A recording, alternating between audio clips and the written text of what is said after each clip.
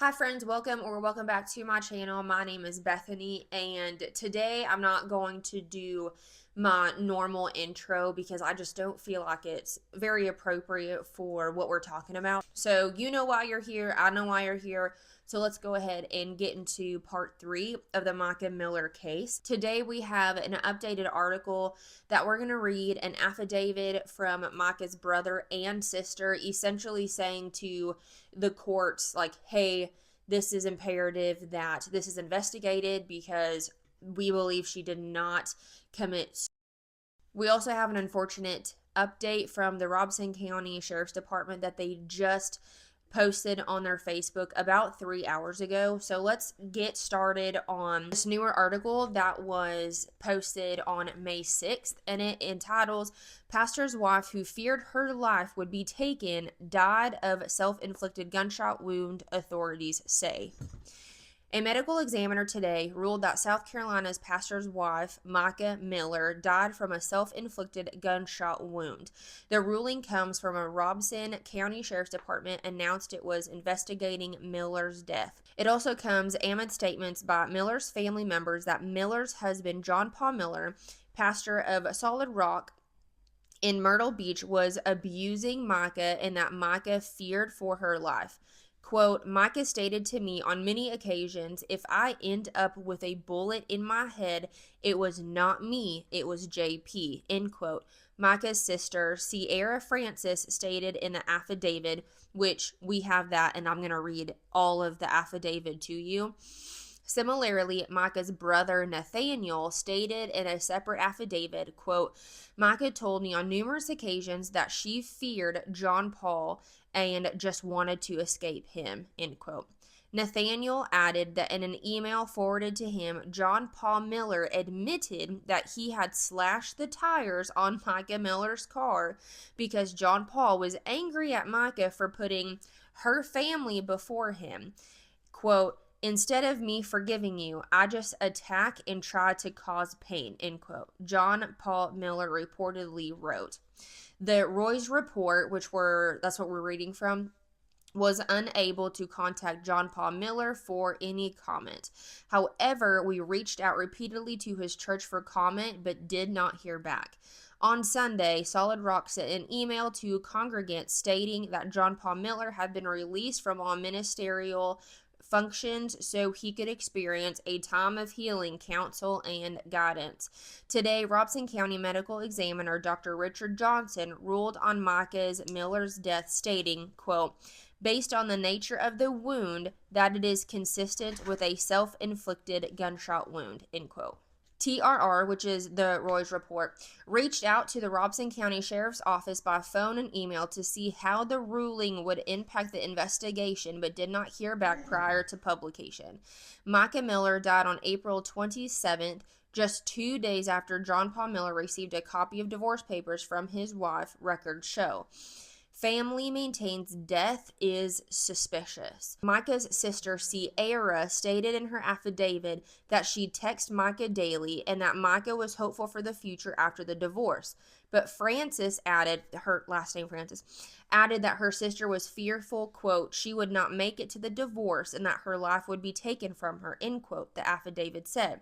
The Roy's report reached out to Francis for more information but did not hear back prior to publication. The affidavit also said that John Paul Miller had people following Mica and keeping track of where she went. He also moved assets around to avoid having them included in the marital estates.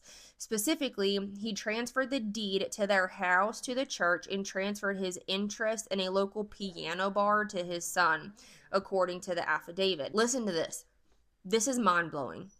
Mica had previously gathered evidence in preparation for the divorce that supported claims of, quote, abuse, character, and associates he paid off or blackmailed, end quote, the record said. However, in February 2024, she was admitted to the mental health facility, and when she was later discharged, she discovered the evidence had been, quote, removed from her phone, personal laptop, vehicle, and purse, end quote. So this makes me think that this part all comes together when her friend on Facebook that we read in part 2, when she said JP had her hospitalized for unnecessary things. And then one sermon he had even said, when we hospitalized my wife, I went through her phone and saw 18 people who were saying, hey, if you want to talk about your husband, we can talk about him and it'd be in confidence. So I think this all is the same situation. According to the court papers, Francis is seeking to be a special administrator to preserve Mica's portion of the marital estate and obtain confidential medical records on Mica. Good for you. Good job, sister. Francis also hopes to gain access to and take possession of, quote, any wills, deeds to cemetery plots and insurance policies or other estate related documents in descendant safe deposit box, the records say.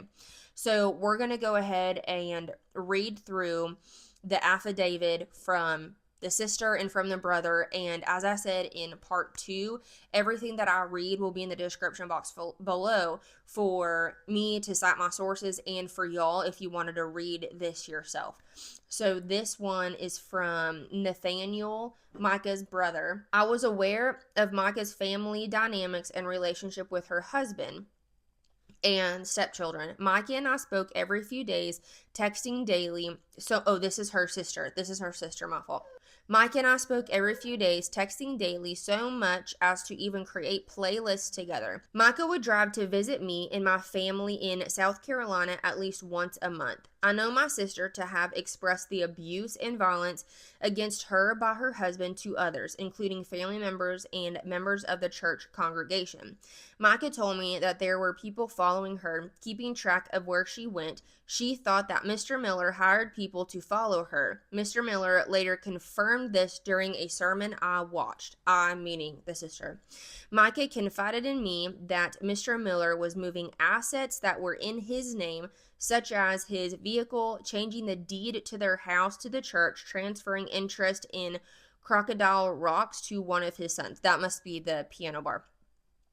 Which is very strange that a pastor would have any type of, in my opinion, it is very strange for a pastor to have any money, any assets, anything in a piano bar. That's strange. In February 2024, Mr. Miller removed my sister's personal items from the home they shared while she was admitted to the mental health facility and left them at the apartment of somebody else. I know it's public, but yeah. My sister was not aware that her personal possessions had been removed from her residence until she was released from the hospital. Prior to her admission to the hospital, Mica was gathering and sorting the evidence she had to bring to an attorney for filing for divorce to support her claims against Mr. Miller and to his abuse, character, and associates he, quote, paid off, like we just read in the article, or blackmailed. While at the facility, those documents, emails, files, etc. were removed from her phone, personal laptop, vehicle, and purse and never recovered. Further, Mica was unable to access her iCloud account, email, or Facebook profile. Mr. Miller continued using at least one of Mica's accounts, causing any recipient to believe it was Mica's communication. Whoa. Mica talked about what she wanted her life to be like following her divorce from Mr. Miller. Having traveled for a church mission this past fall from October 15th through October 27th, Mica was intended to participate in additional missions, even to live part-time in Kenya. Mica recently shipped some of her personal items to Kenya in preparation for her stay there. Wow. My sister was hopeful for her future after filing for divorce from John Paul.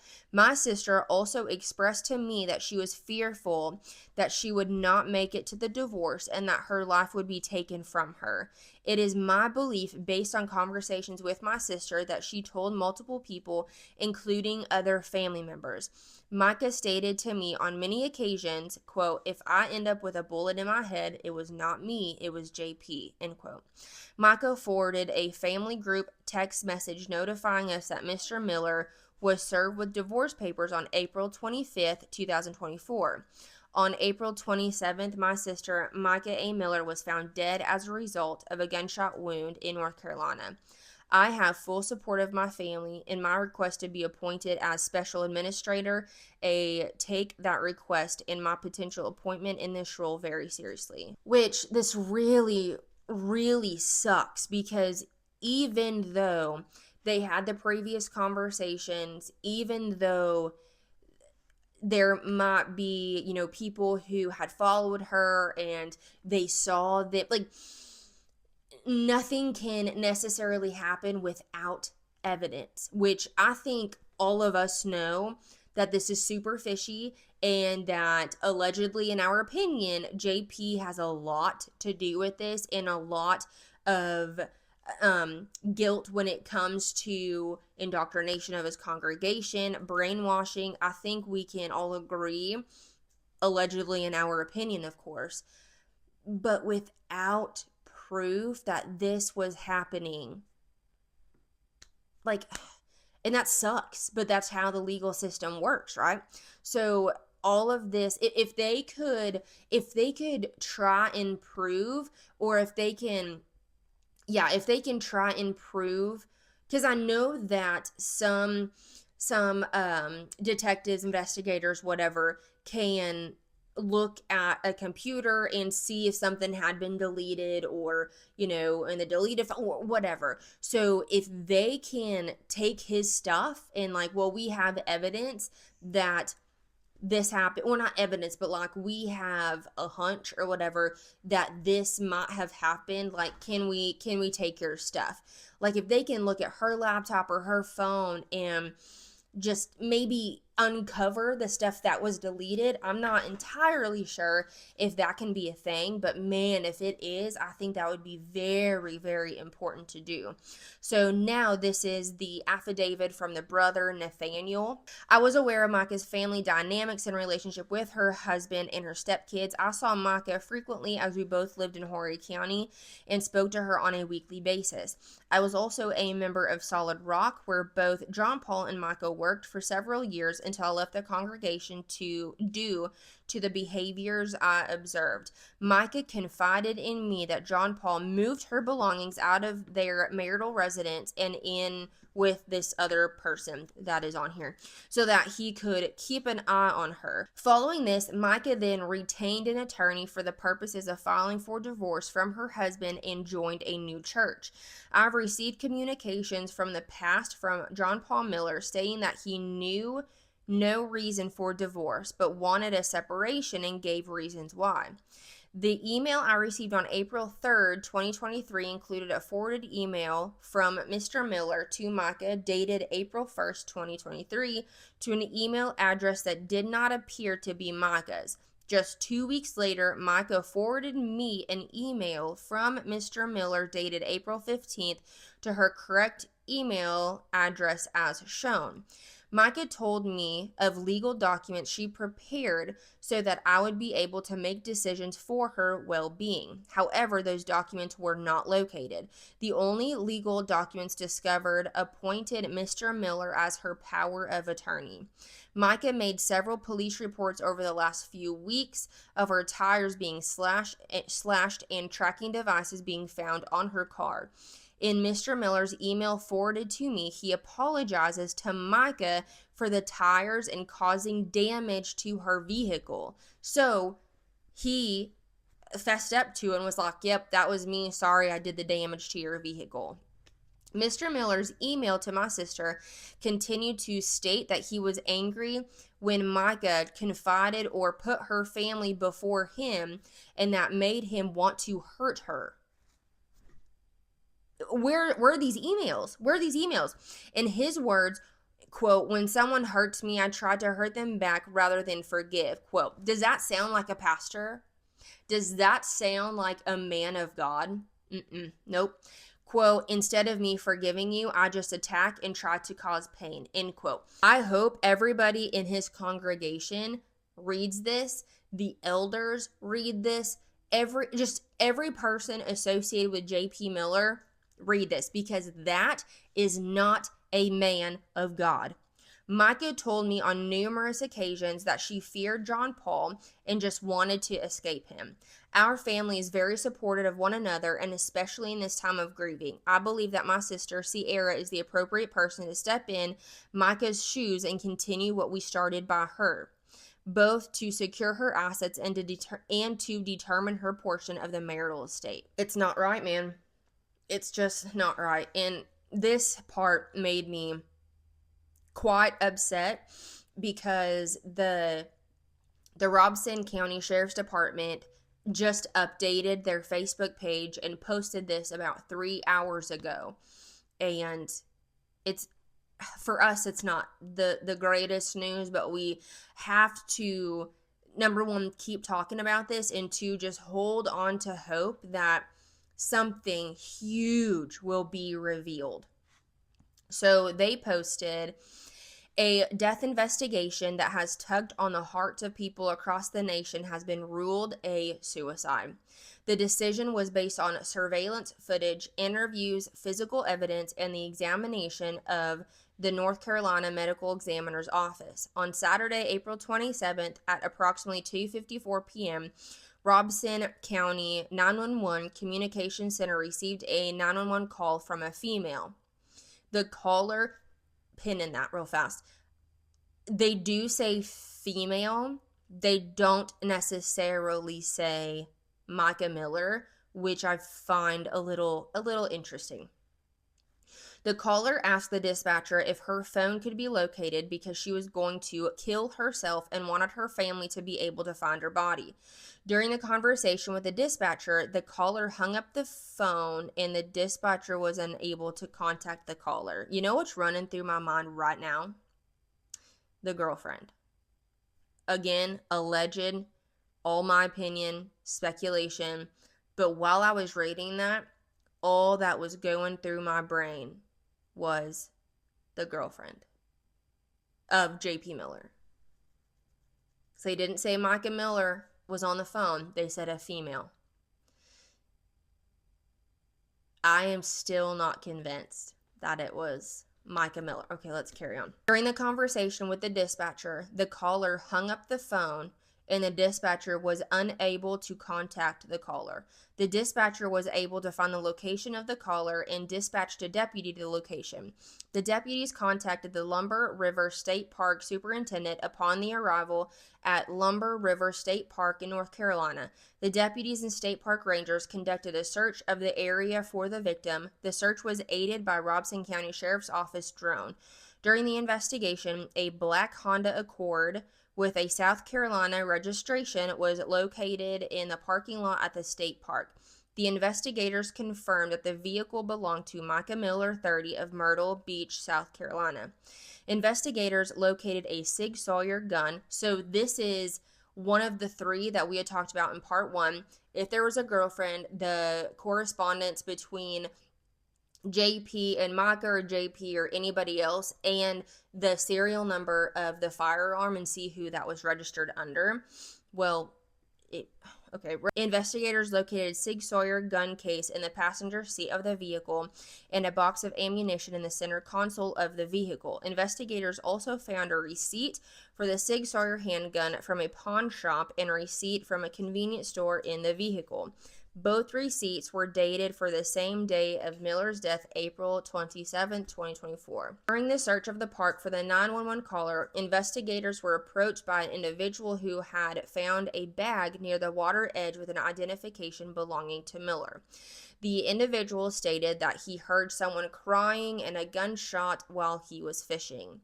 Law enforcement continued the search, and 911 received a call from an individual who stated that a body was located in the water.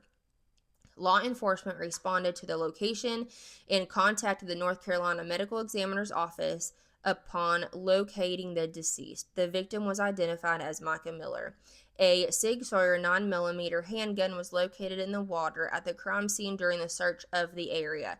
The serial number on the weapon matched the gun box that was found in Miller's Honda Accord. During the investigation, Miller's phone and other personal belongings were located. A search of Miller's phone revealed that she conducted a Google search for national parks near me in the Lumber River State Park location was provided.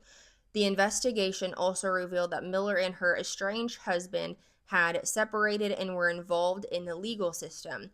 This information led to the investigators confirming the whereabouts of Miller and a female that he is allegedly romantically involved with. Investigators were able to confirm that both individuals were not in North Carolina on the night before and the day of Miller's death.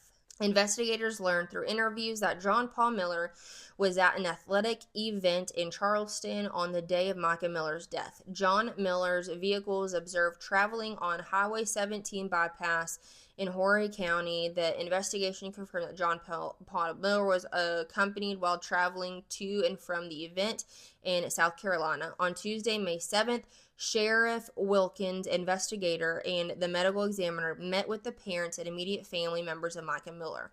John Paul Miller was given the opportunity to attend a separate meeting, and Miller indicated through his attorney that he would not come to North Carolina to meet with the investigators. What? He got a call that his wife had, and he did, whoa.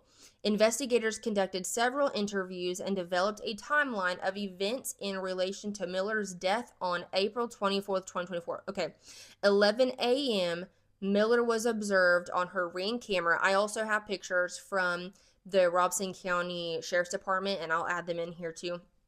Miller was observed on her Ring camera arriving at her residence in South Carolina, and 11:38, Miller was observed on her Ring camera leaving her residence. 12:12, Miller is observed in the store surveillance walking into a pawn shop when she purchased the gun. 12:13, Miller is observed at the register and initiates the purchase of a weapon.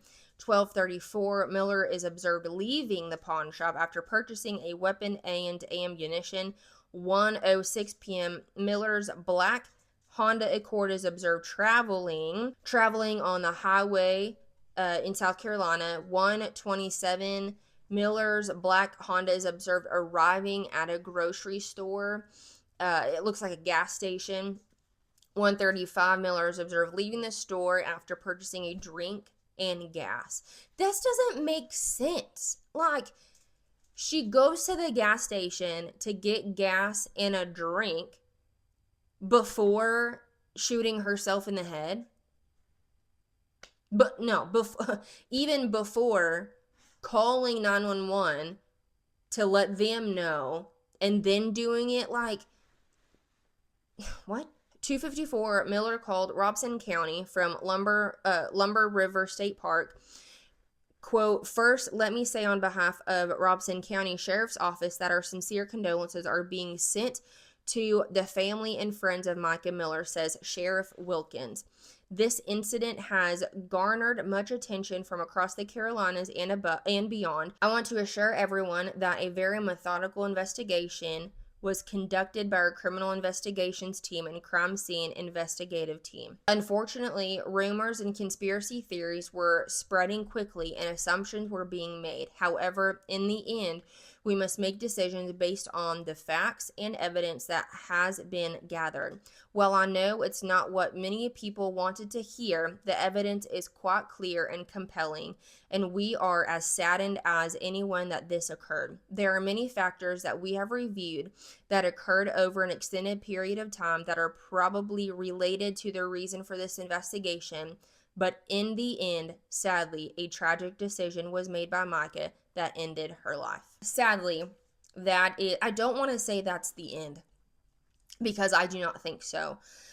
I really hope they don't necessarily close this case, which I'm not sure if that is what that means, but in my opinion, this isn't the end.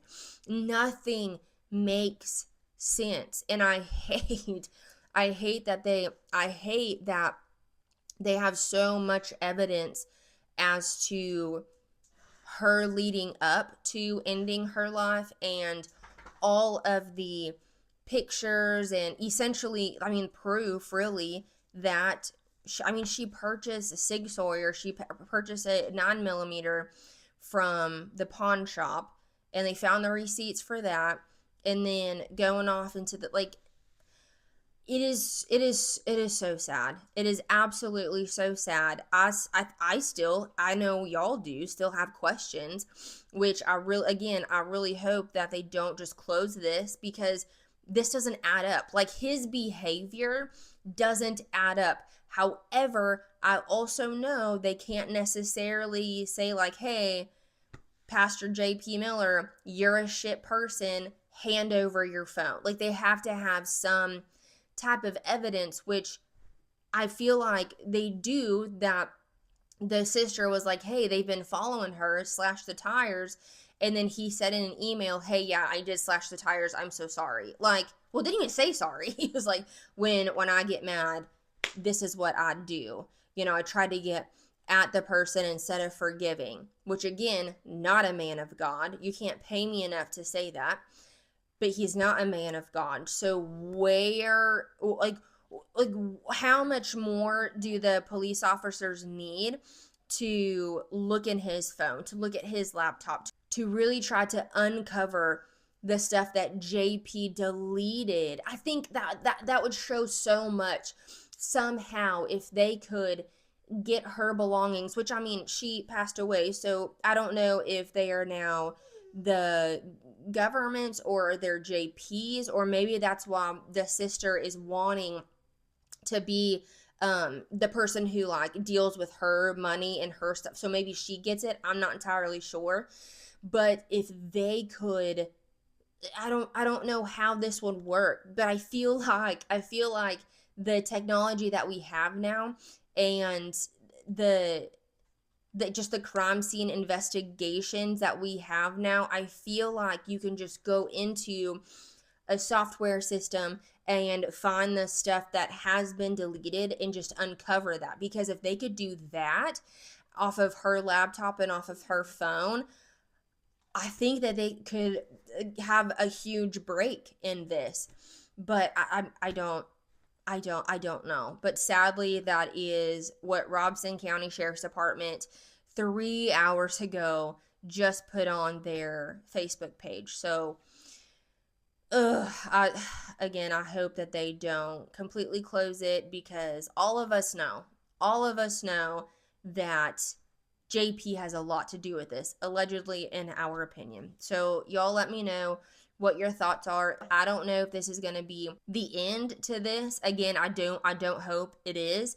I hope more things come about so we can continue to talk about this. However, this is going to be the end of part 3. I do appreciate y'all so very much, and I will see you in the next one. Bye.